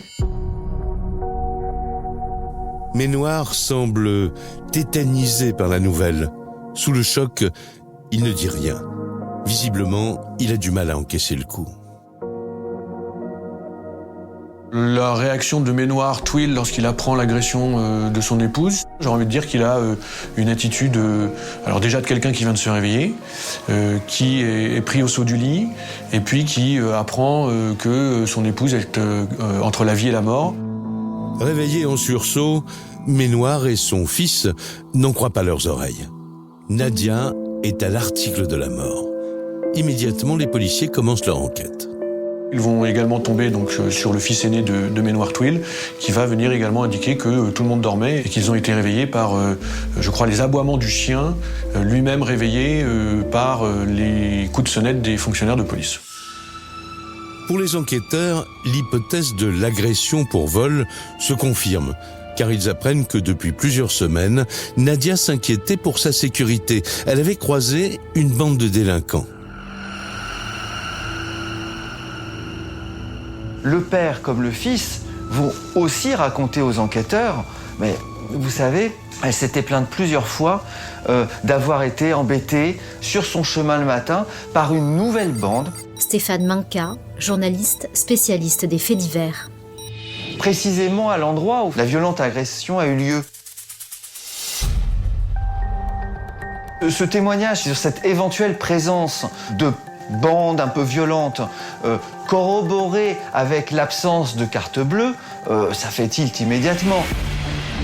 Au petit matin, les policiers sont donc à la recherche d'une bande de petits voyous qu'ils espèrent bien coincer dès qu'ils se mettront à utiliser la carte bancaire de Nadia. Il est à peine 7h ou 8h du matin, tout le dispositif est déjà en place pour identifier l'éventuel meurtrier. La carte bleue est immédiatement mise sous surveillance par le centre interbancaire. Dès qu'elle sera utilisée, les enquêteurs le seront dans la seconde. Mais les enquêteurs n'ont pas que la carte bleue. Ils disposent aussi de deux choses. Ils disposent du pass Navigo et du téléphone portable. Et ces éléments aussi, ils vont les mettre sur surveillance. Et ils vont attendre. Les policiers doivent compléter leur dossier. Il faut rédiger un rapport. Et alors qu'ils entrent toutes les données de cette affaire dans l'ordinateur de la brigade, ils ont une grosse surprise. Le nom de Nadia Twill existe déjà dans leur fichier. et elle aurait déjà été agressée. Mais pas par des rôdeurs. Les policiers mettent à jour un lourd secret familial. On s'aperçoit qu'elle est connue en tant que victime de faits de violence commis par l'un de ses fils sur sa personne. Le fils en question, c'est Damien. Et le soir de l'agression, il n'était pas au pavillon familial. Alors, aurait-il récidivé ? Qui est donc ce jeune qui s'en prend ainsi à sa mère ? C'est un jeune qui, à l'époque, flirte avec la délinquance, qui commence à être connu de la juridiction de Bobigny. Et c'est le frère de Damien, Fabien, qui explique alors aux policiers que, derrière les apparences tranquilles d'une famille sans histoire, se cache en réalité un climat de grande tension, à tel point que Nadia s'était rendue plusieurs fois au commissariat pour signaler les agissements de son fils.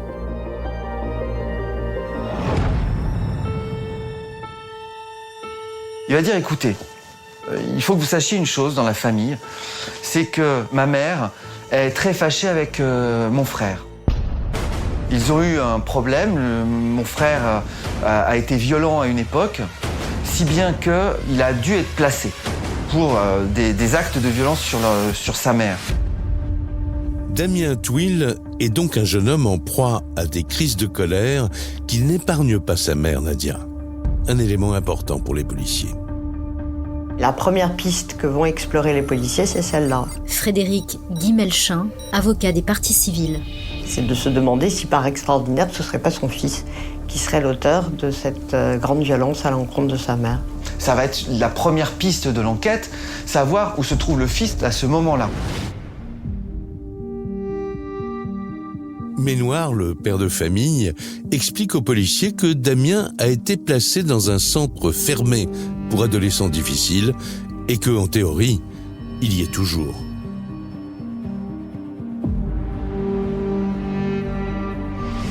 Or, ce centre se trouve près d'Orléans, à 140 km de Bondy, soit à 2h30 de route du lieu du drame. Les policiers s'interrogent. Premier coup de fil est finalement pour cette institution et le responsable dit, écoutez, moi j'ai une certitude, c'est que la veille au soir à 22h, il était présent. Donc je le vois mal sortir, faire un aller-retour d'Orléans jusqu'à Bondy, revenir, ça n'a pas l'air de tenir.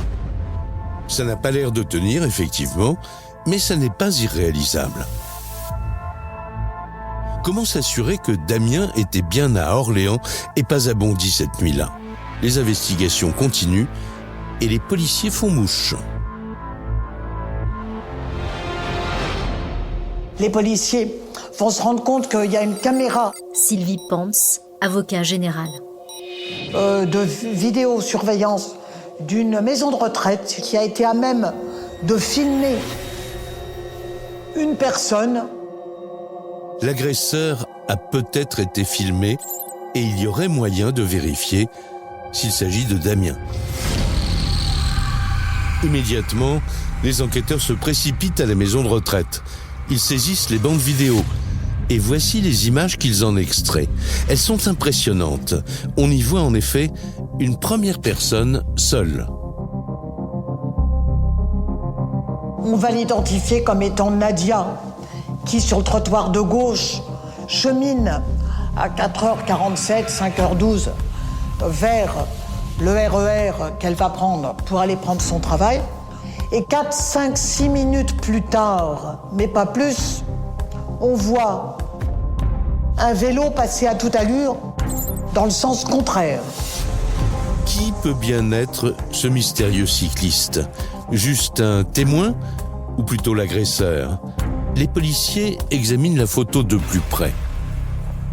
C'est une image furtive, fugace. C'est pas une vidéosurveillance de très grande qualité.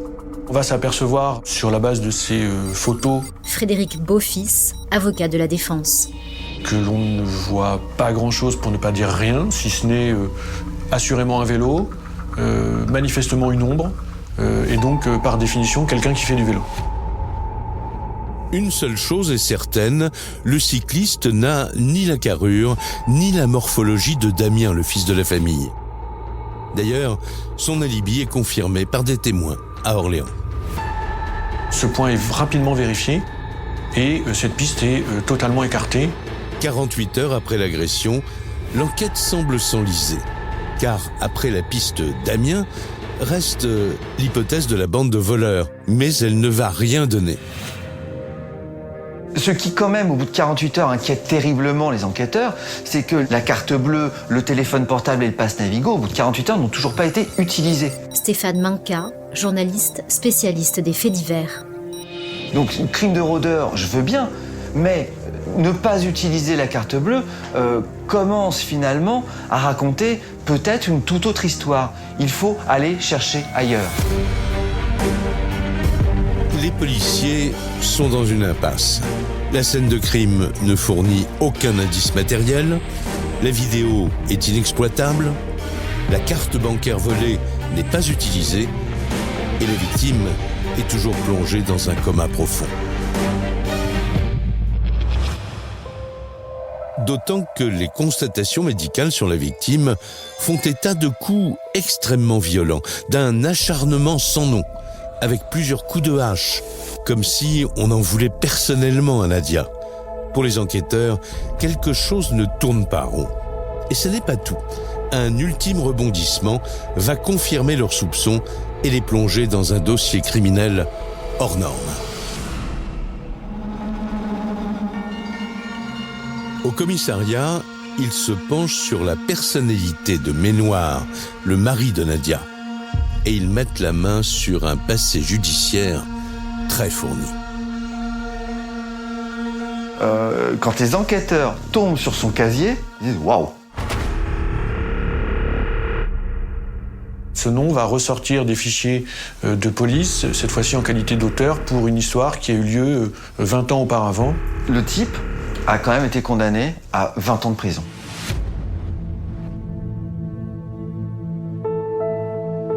On est au-delà de la surprise, c'est un élément qui va bouleverser totalement l'enquête.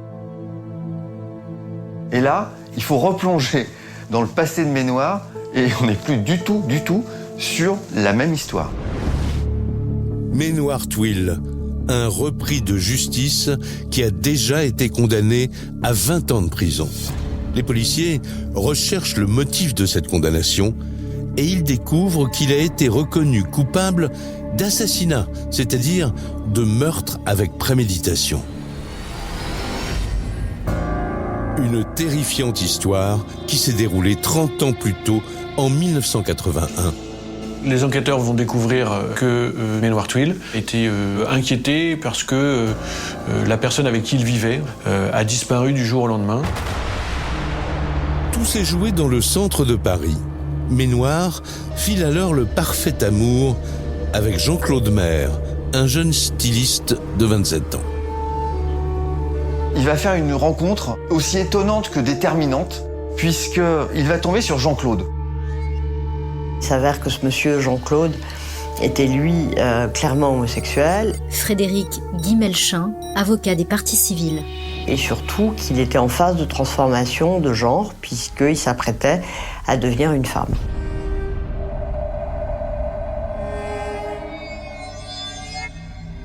Et entre Ménoir et Jean-Claude, c'est une sorte de coup de foudre.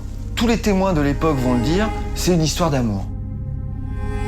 Une histoire d'amour pas banale, car Ménoir accompagne le changement de genre de son compagnon Jean-Claude.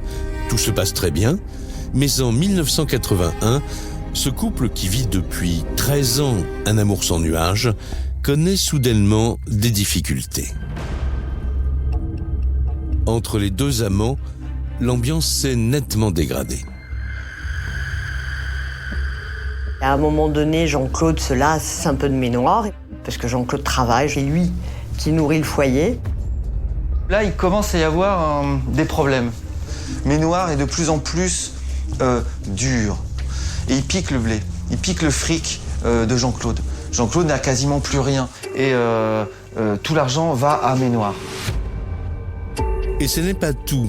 À cette même période, le chemin de Ménoir croise celui d'une jeune femme très à son goût.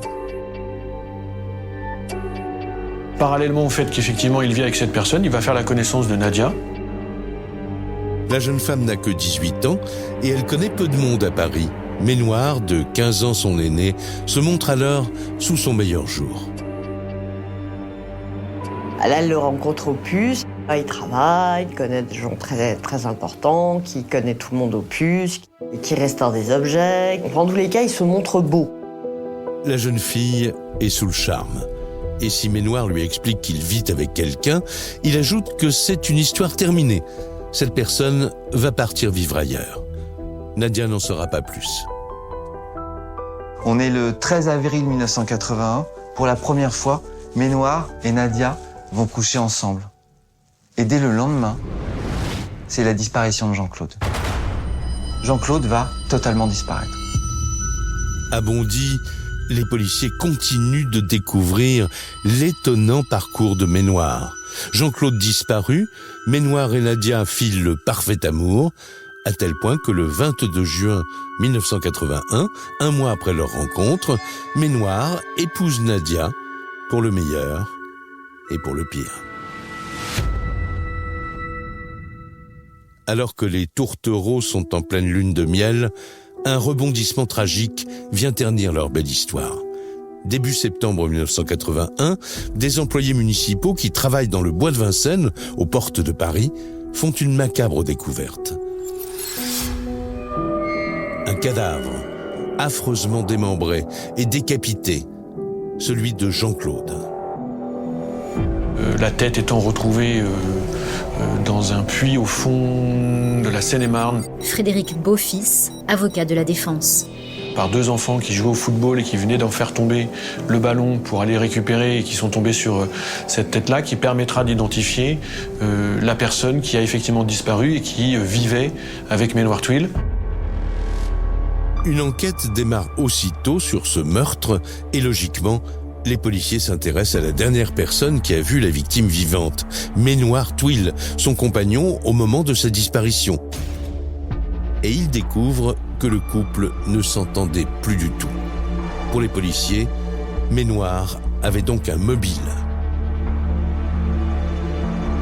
D'abord, c'est les voisins qui vont dire qu'il y avait de plus en plus de scènes de ménage. Stéphane Minca, journaliste spécialiste des faits divers. Et surtout, Jean-Claude a raconté à de nombreuses personnes qu'il voulait se séparer. Les enquêteurs privilégient la piste du crime passionnel. Selon eux, Ménoir n'aurait pas accepté que Jean-Claude le quitte. Ménoir Twill s'était débarrassé de Jean-Claude Maire parce qu'il avait l'intention de partir. On va pas mettre longtemps à comprendre que s'il y a un meurtrier possible, c'est Ménoir. Pour sa défense, Ménoir affirme avoir un alibi. Mais rapidement, les policiers se rendent compte que cet alibi ne tient pas. Ménoir est alors interpellé et placé en garde à vue. Même s'il clame son innocence, il est mis en examen.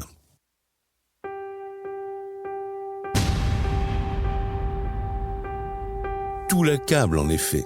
Pourtant, il reste une personne qui s'obstine à le croire. Cette personne, c'est Nadia, toujours follement amoureuse de ce beau garçon.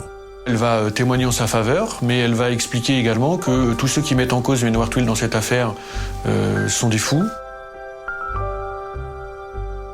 Il sera condamné à la peine de 20 ans de réclusion criminelle par la cour d'assises de Paris. Pour la justice, l'affaire est réglée. Ménoir est un meurtrier. Mais pour Nadia, les choses ne sont pas aussi simples. Elle croit aveuglément son mari et elle est persuadée qu'il fait les frais d'une dramatique erreur judiciaire. Nadia va passer 12 années de sa vie. Sylvie Pence, avocat général. Au parloir, à soulager, soutenir, rassurer, réconforter Ménoir Twill. Il va faire 13 années de détention et à la sortie, elle l'attendra et elle fera sa vie avec Ménoir Twill, avec la volonté de construire une famille et d'avoir des enfants. À Bondy, les policiers qui découvrent aujourd'hui le parcours de Ménoir Twill se rendent compte qu'ils sont tombés sur un personnage hors du commun. Et en déroulant la suite de son histoire, ils vont s'apercevoir que cet ancien condamné leur réserve encore bien des surprises.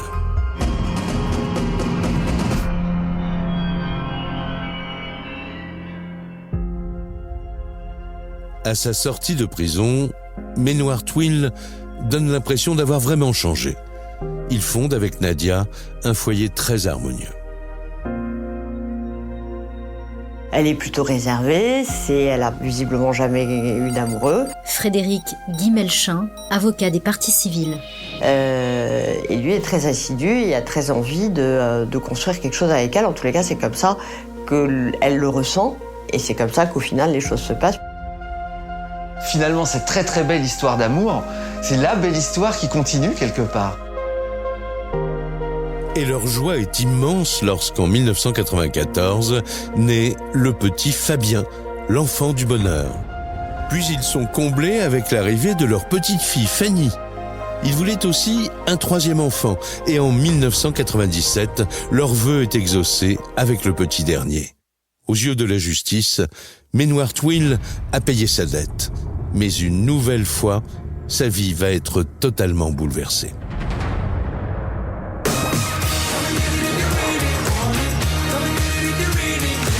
Bonsoir à tous et ravi de vous retrouver sur ce plateau d'auto.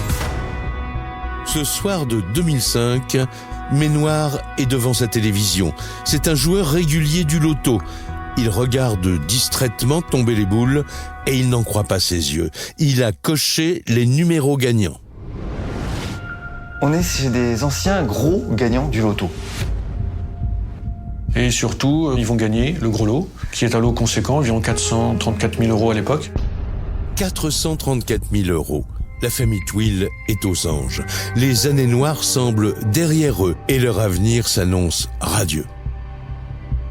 Ça leur permet d'accéder à la propriété, ce qu'ils auraient probablement jamais pu faire s'ils n'avaient pas eu ce gain.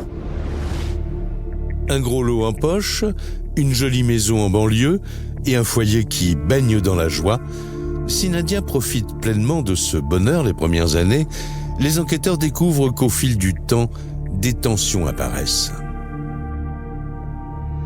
Cette famille va s'avérer beaucoup plus compliquée que l'on ne pensait.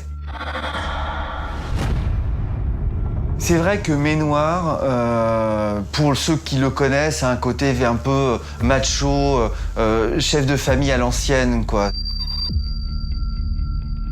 Il y a bien évidemment le fils qui est placé. Il y a aussi cette fille qui, depuis des années, est en conflit avec son père, au point d'avoir demandé son placement. C'est quand même assez étonnant. En fait, Maynard Twill veut que tout le monde lui obéisse au doigt et à l'œil. Les disputes se multiplient au sein du foyer. Fanny, la fille de Maynard Twill et de Nadia, elle va parler de violence.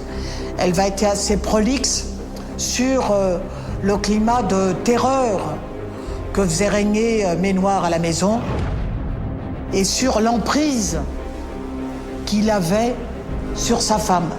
Je perçois qu'il n'y a plus de vie commune entre les époux et qu'ils ne partagent plus rien. Salim El Eitaremi, avocat de la défense. Ce sont pour moi deux colocataires.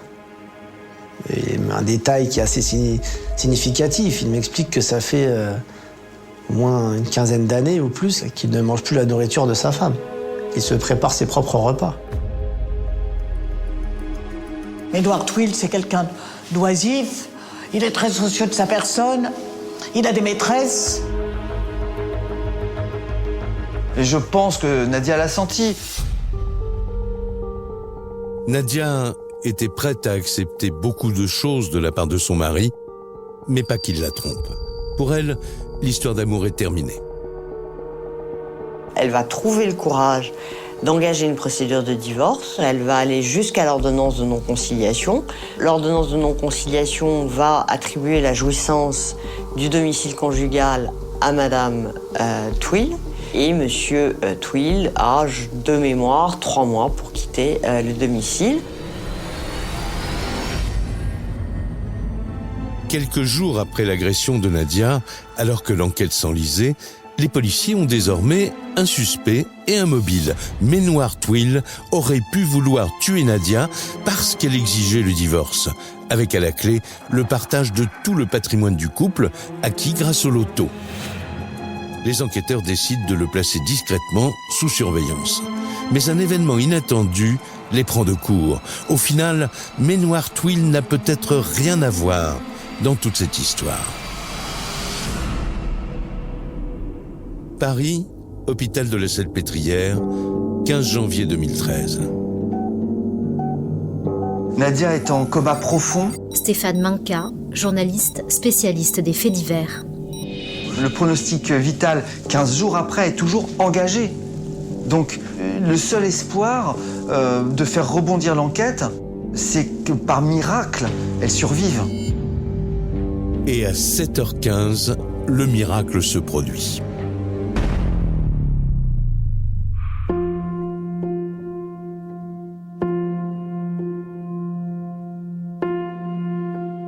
Nadia va sortir du coma. Les enfants n'en reviennent pas. Fabien est à son chevet lorsqu'elle reprend connaissance. Elle est encore très choquée. Mais elle a la force de faire une révélation capitale pour l'enquête. Elle a vu ses agresseurs. Et Nadia Twill va évoquer spontanément, lors d'une discussion avec son fils, Frédéric Beaufils, avocat de la défense. le fait qu'elle a été agressée par une ou plusieurs personnes qu'elle identifie comme étant de la communauté sri-lankaise. C'est donc bien une bande de voyous qui aurait attaqué Nadia. Vraisemblablement, ce petit groupe d'agresseurs qu'elle avait repéré depuis quelques jours. Les enquêteurs se précipitent à son chevet pour en savoir plus. Mais il est trop tard. Nadia retombe dans le coma. Et on ne sait pas combien de temps elle va y rester. Alors les policiers se lancent à la poursuite de ces mystérieux Sri-Lankais. Pendant plusieurs jours, tout le voisinage va être passé au crible. On sait qu'on doit rechercher ces gens-là. A priori, rien de bien compliqué, car la communauté sri-lankaise n'est pas très nombreuse dans le département. Mais après plusieurs jours de recherche, il faut se rendre à l'évidence. On ne trouvera rien du tout, que ce soit l'exploitation de la vidéosurveillance, que ce soit en termes d'enquête de voisinage, et personne ne permettra de faire avancer cette piste-là. Retour à la case départ pour les policiers qui se remettent sur la seule piste qu'ils ont identifiée, celle de Ménoir. En analysant ses appels téléphoniques le jour de l'agression de sa femme, ils vont faire une nouvelle découverte assez déconcertante. Le jour des faits, le jour où on découvre sa femme... Sylvie Pence, avocat général. C'est à 6h du matin et je crois qu'un des premiers coups de fil que Ménoir Twill passe, c'est à un voyant ou une voyante. La téléphonie de Ménoir va faire totalement basculer l'enquête, parce qu'on va découvrir que cet homme est totalement accro à la voyance. Donc les policiers se sont intéressés aux voyants, aux voyantes et les ont entendus pour savoir pour quelle raison est-ce que Ménoir allait voir ces gens-là. Ce n'est pas 2 ou 3 voyants que Ménoir consulte régulièrement, mais une bonne douzaine. Et parmi ceux qu'il voit le plus souvent, il y a Brigitte. Avec 30 ans de métier, cette femme est connue dans tout le département. C'était un bel homme. Brigitte Morel, voyante. Il posait bien. Ah, j'avais de très très bons rapports avec lui. Hein. Il a toujours été très très correct. Et l'audition de cette voyante fait rebondir l'enquête de façon étonnante. Car ce qu'elle révèle est à peine croyable. Ménoir était obsédé par ce qui pouvait arriver à sa femme, Nadia. Il voulait savoir si cette femme allait décéder. C'était que sa question. Le reste ne l'intéressait pas. Son idée était là, qu'elle allait décéder d'une mort normale, enfin d'un cancer. Et il souhaitait quelque part d'être veuf, hein. Bah oui. J'ai rarement rencontré des gens qui voulaient que leur femme soit malade comme ça, quoi. Moi, je lui disais, de toute façon, elle va pas mourir. On meurt tous, mais elle va pas mourir. Franchement, elle va pas mourir. Ménoir voudrait que Brigitte lui prédise la mort de sa femme. Mais la voyante n'annonce rien de tout cela. Alors son client s'énerve. Quand il a compris qu'elle allait pas mourir de maladie, ça, il s'est fâché pour ça. Il se fâchait quand je lui disais qu'elle va pas mourir. Il est plus venu me voir le jour où j'ai dit, de toute façon, elle ne mourra pas. C'est la vérité. La preuve, elle est pas morte. À ce stade de l'enquête, les policiers commencent à accumuler des indices contre Ménoir, mais toujours aucune preuve tangible contre lui. Alors pour tenter d'en découvrir plus, ils perquisitionnent le pavillon du couple. Ils vont être amenés à faire une perquisition au domicile familial. On va passer toute la maison, au Blue Star, les lavabos, la machine à laver, les vêtements. On va aller dans le garage pour s'intéresser aussi aux outils, à l'établi. Aucune réaction.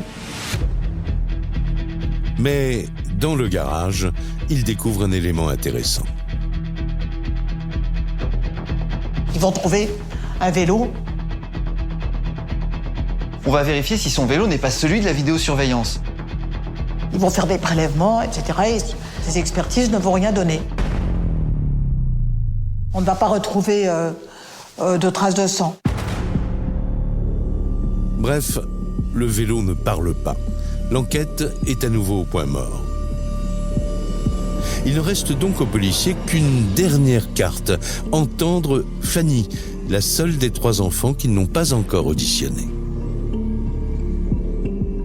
Fanny, quand elle est au commissariat, elle a cette question qu'elle pose aux policiers de savoir est-ce que vous savez où était mon père au moment des faits. Virginie Marquez, avocate des parties civiles. Les policiers lui demandent pourquoi vous posez cette question et elle dit parce que il y a que lui qui est capable de faire une chose pareille. Il a toujours dit qu'il tuerait ma mère, il a menacé à plusieurs reprises de la tuer et donc je suis sûre que c'est lui. 26 jours après l'agression de Nadia, l'hôpital appelle en urgence les hommes de la PJ. Alors Nadia se réveille. Contre toute attente, et alors que le pronostic des médecins était extrêmement défavorable. Sylvie Pence, avocat général. Au bout de quelques longues semaines, Nadia Twill est audible par les policiers. Donc les policiers vont évidemment entendre Nadia Twill sur son lit d'hôpital. Nadia Twill est une miraculée. Elle revient de très loin. Et pour la première fois, elle a accepté de raconter son incroyable histoire devant une caméra. Je me réveille après mon coma. C'est vrai, quand ils viennent après m'interroger, je vois beaucoup de monde et tout autour de moi. Nadia Twill, victime. Ça commençait un petit peu à revenir ma mémoire un peu. Et ce qu'elle raconte aux enquêteurs fait froid dans le dos. Une policière va se rendre au chevet de Nadia. Frédéric Beaufils, avocat de la défense. Et va commencer à lui poser des questions sur le point de savoir si elle a une idée ou si elle a des choses à dire. Elle va mettre en cause de façon formelle son mari et elle va expliquer qu'elle a été frappée par lui. Mais alors, pourquoi a-t-elle accusé des Sri Lankais ? Nadia ne s'en souvient pas. Selon les médecins, elle délirait lors de son premier réveil. Mais cette fois, elle a recouvré tous ses esprits. Immédiatement, les policiers passent à l'action. Direction, la maison de Ménoir. Les fonctionnaires de police vont procéder donc à son interpellation. Face aux enquêteurs, Ménoir clame son innocence. Le matin de l'agression, dit-il, il dormait à point fermé. Mais les policiers lui opposent une toute autre version, très détaillée, celle de Nadia. Elle leur a tout raconté. Le jour de l'agression, je pars de chez moi à 4h45. Et le dimanche, il n'y a personne. J'entends un bruit, donc moi je me retourne et je le vois sur le vélo. Ça m'a surpris, je lui dis qu'est-ce que tu fais là? Il me dit oui, tu m'as appelé, je suis venue. Je dis je t'ai appelé, je dis moi je t'appelle pas, pourquoi je t'appelle? Je lui dis t'as qu'à partir. Hein. Et je le vois en face de moi. Poser le vélo. Il m'a dit oui, tu vas voir ce que tu m'as fait, tu vas voir. Il m'a frappé le premier coup ici. Là.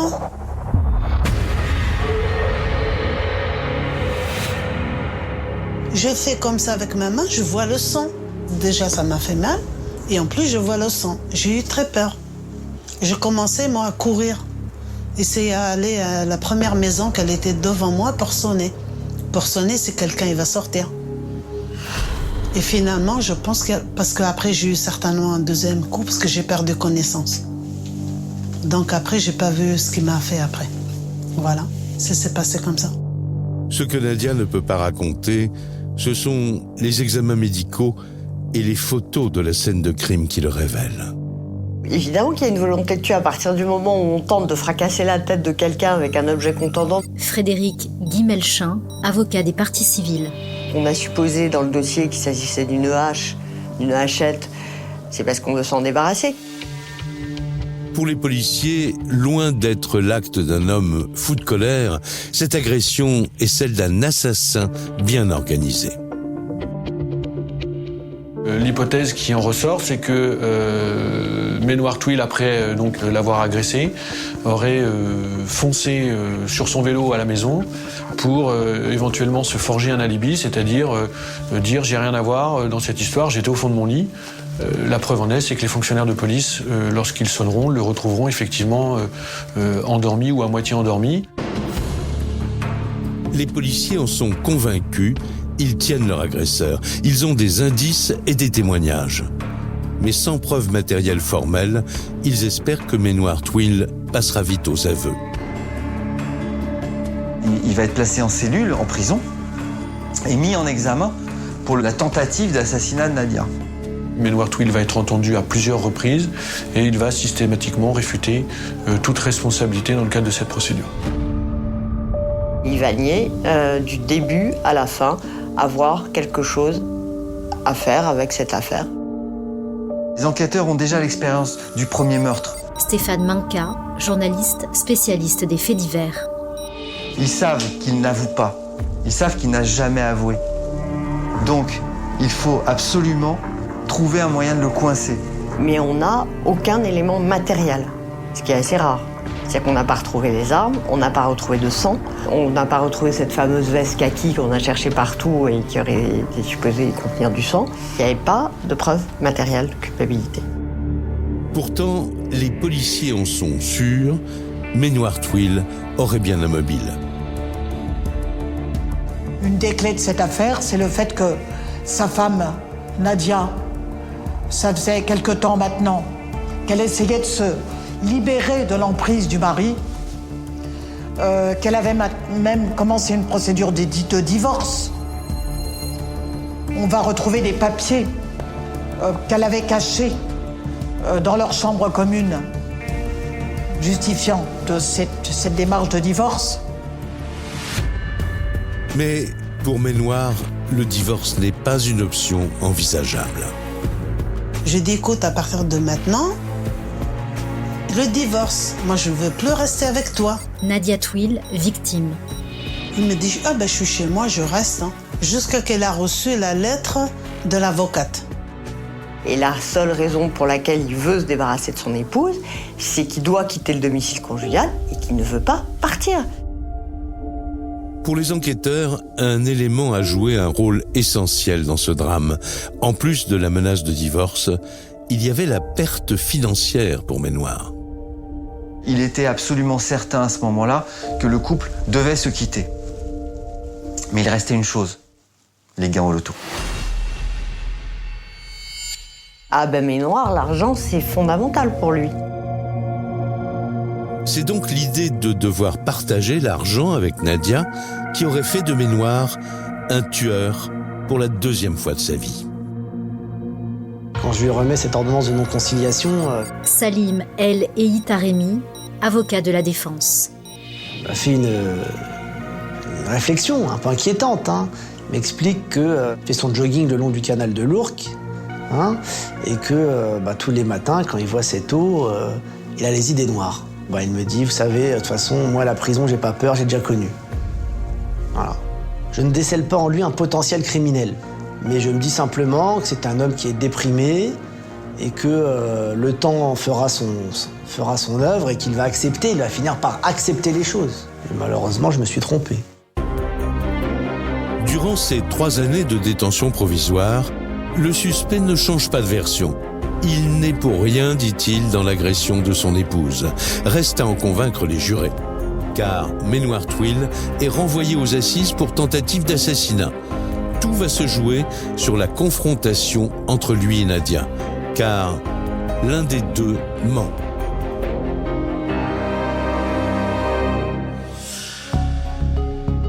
Début 2016, 3 ans après l'agression de Nadia, le procès commence dans une ambiance électrique. Les journalistes présents s'en souviennent encore. Déjà, ce qui marque, c'est que c'est un accusé atypique. Carole Sterlet, journaliste au Parisien aujourd'hui en France. Parce qu'il a 69 ans, c'est quand même très très vieux pour le box des assises. Assez élancé, brun, visage émacié. Il va avoir cette espèce d'arrogance maîtrisée. Virginie Marquez, avocate des parties civiles. Qui le rend assez désagréable. On n'a pas en face de nous un type qu'on a envie d'écouter, qu'on a envie de croire. C'est comme si qu'il était fier. Et moi, j'avais peur, je tremblais. Sa femme a failli mourir en recevant des coups sur la tête et a été laissée pour morte dans sa flaque de sang. Et il n'a pas l'empathie qu'on attend d'un innocent. Les débats commencent mal pour Mainoir, car les juges rappellent qu'il a déjà été condamné pour un meurtre horrible. Il faut se mettre dans la tête de ces jurés qui découvrent qu'il a été condamné une première fois pour avoir tué un compagnon qu'il a gagné au loto et que là, il est jugé pour avoir voulu assassiner sa femme à coups de hache. Bon, effectivement, ça fait beaucoup. L'audience se poursuit et tout le monde attend la confrontation entre Mainoir et Nadia. Nadia, elle est là. C'est important parce que les victimes ne sont pas toujours là, surtout quand elles ont vécu des choses aussi terribles. Elle a l'air fragilisée quand même parce qu'elle pleure. Elle est marquée physiquement. On voit qu'elle a quand même une grande cicatrice qui lui barre le front. Voilà, elle va devoir revivre à nouveau ce qu'elle a vécu. Frédéric Guimelchin, avocat des parties civiles. On va lui poser des questions qui sont compliquées. À une femme qui a quand même passé 3 semaines dans le coma, dont la mémoire n'est pas au mieux maintenant. Nadia raconte à nouveau son agression, mais elle subit la contre-attaque de l'avocat de Mainoir qui tente de la déstabiliser. L'enjeu, il est considérable parce qu'en réalité... Frédéric Beaufils, avocat de la défense. Aucune preuve scientifique, j'entends. En réalité, on a un dossier totalement vide d'un point de vue indice, preuve matérielle. Le procès semble basculer, car la défense essaie de faire passer Nadia, la victime, pour une femme machiavélique. La question qui va aussi se poser, c'est quel est l'intérêt de Nadia Twill d'accuser son époux ? Une réponse toute simple, ce serait potentiellement de s'en débarrasser. Peut-être qu'effectivement, c'est un moyen plus simple pour elle que la procédure de divorce. Et finalement, qui profite aujourd'hui du gain au loto ? C'est Nadia. Pourquoi je vais l'accuser ? Nadia Twill, victime. C'est le père de mes enfants, je ne vais pas l'accuser comme ça. Je suis pas une folle. Il a couru derrière moi, il m'a suivi, il m'a frappé. Le procès touche à sa fin. L'avocate générale, Sylvie Pence, tente de reprendre la main. Lors de mon réquisitoire, j'avais extrait du dossier une photo du scalp de Nadia Twill en couleur, parce que les médecins avaient été obligés. Sylvie Pence, avocat général. Il l'a rasée pour la parce que c'était des coups extrêmement violents portés sur la tête. Des coups destinés à tuer. Il y a les photos de son visage, mutilé, boursouflé, méconnaissable. Carole Sterlet, journaliste au Parisien aujourd'hui en France. Juste après l'agression, et ça, c'était particulièrement insoutenable au moment du procès. Et moi, j'ai trouvé que c'était extrêmement important pour les jurés qu'ils soient éclairés sur l'extrême brutalité, l'extrême violence des coups qui avaient été portés à cette femme. Pour l'accusé, c'est quitte ou double, acquittement faute de preuves ou condamnation pour tentative d'assassinat. Le verdict tombe, Ménoir Twill est condamné à 30 ans de réclusion pour tentative d'assassinat. Clamant toujours son innocence, il fait appel, mais lors du second procès, sa peine est aggravée. Ménoir finira par être condamné à perpétuité. Je crois qu'il est assommé par la décision, d'une part. Quand vous êtes condamné à l'âge de 70 ans à la réclusion criminelle à perpétuité, il y a plus de chances que vous décédiez en détention que libre au fond de votre lit.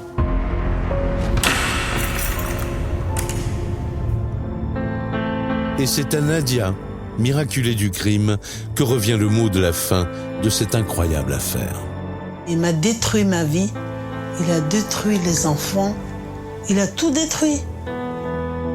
Moi, c'est juste à la fin de sa vie que je veux qu'il reste en prison. Parce qu'il ne mérite pas d'être dehors. Si je revenais en arrière, j'étais devant un monstre.